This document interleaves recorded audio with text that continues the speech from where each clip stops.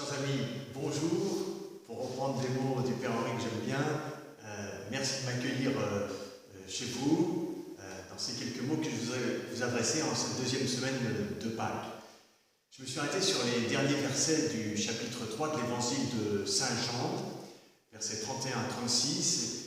Et si je ne me permettrais pas de dire que l'évangile de Saint Jean est le plus beau, je crois qu'on peut quand même dire que l'évangile de Saint Jean est celui qui demande vraiment un regard perçant.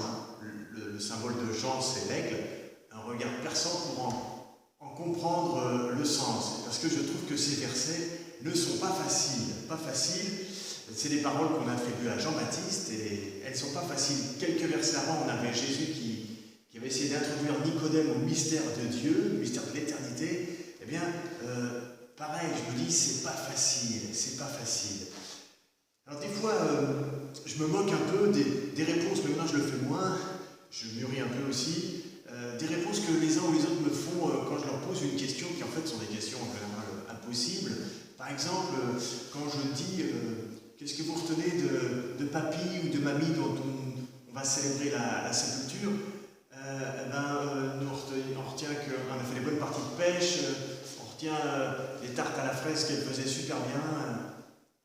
Moi je me dis, il n'y a pas plus profond. Vous voyez, autre question, quand je rencontre des futurs mariés et je leur pose la question, comment est-ce que vous allez faire pour vous aimer toute votre vie? Ah ben Père Augustin, il n'y a pas de problème, nous on dialogue beaucoup, on dialogue très bien. Ah bon, je dis, c'est pas compliqué en fait c'est pas compliqué. Quoi. Donc, vous voyez, je dis, etc. C'est pas facile de dire la réalité d'une personne, la réalité des choses, la réalité d'une relation, c'est vraiment pas facile.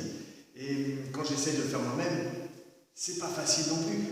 Par exemple, je pense au célibat sacerdotal, qui pour moi est une évidence, un bijou de notre foi catholique. Et je suis en train de lire un livre dessus, parce que c'est pas facile, un livre qui est très bien fait, 290 pages quand même, pour essayer de donner le sens de ce célibat. C'est pas facile tout ça. Alors, en conclusion, je dirais que Saint Jean-Baptiste nous redit que croire dans le Christ, nous enfouir dans son mystère, nous laisser envelopper par le Christ, nous laisser habiter par lui, c'est vraiment le chemin qui peut nous permettre d'aller jusqu'à la profondeur des choses, qui nous permettent de pénétrer le sens de l'amour vrai. Qu'est-ce que c'est que l'amour vrai? Pas facile.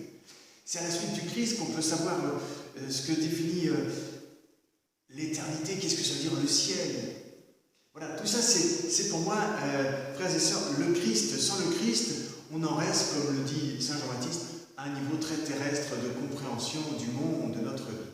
Alors, que le Christ ressuscité, pour moi le Christ ressuscité, c'est celui que je dirais qui est éclos dans le paradis, celui qui est éclos dans le ciel, qui est éclos dans la réalité de l'éternité, bien que le Christ ressuscité nous entraîne dans son sillage pour que chacun de nous puissions comprendre la profondeur de la réalité.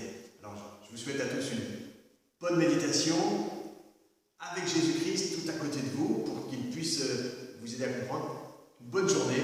Alléluia. Encore une fois, en ce temps pascal, réjouissons-nous, le Christ est avec nous.